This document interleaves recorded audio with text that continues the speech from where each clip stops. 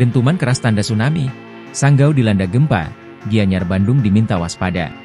Terdengar dentuman lalu disusul gempa di Kabupaten Sanggau, Kalimantan Barat, Minggu, 22 September 2024, pagi.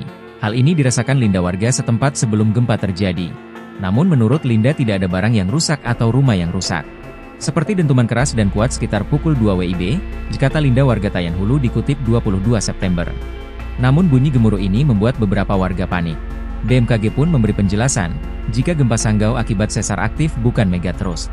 Sehingga bunyi tersebut bukan dan tidak berpotensi tsunami. Tetapi BMKG meminta warga waspada dan mengenali tanda-tanda tsunami.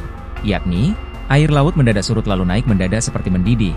Terdengar suara gemuruh keras akibat lempeng bumi bergerak, dan hewan lari ketakutan ke area lebih tinggi.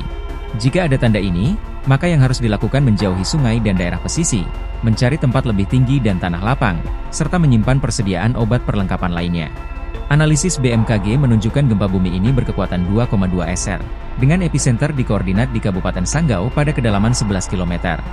Hingga kini, belum ada informasi kerusakan hingga pukul 10.57 waktu Indonesia Barat. Diketahui, sebelumnya, terjadi gempa di Gianyar Bali dan Kabupaten Bandung Jawa Barat dengan skala cukup tinggi. Gempa Gianyar Bali terjadi 2 kali pada Sabtu 21 September 2024 dengan 4,8 SR dan mengakibatkan kerusakan.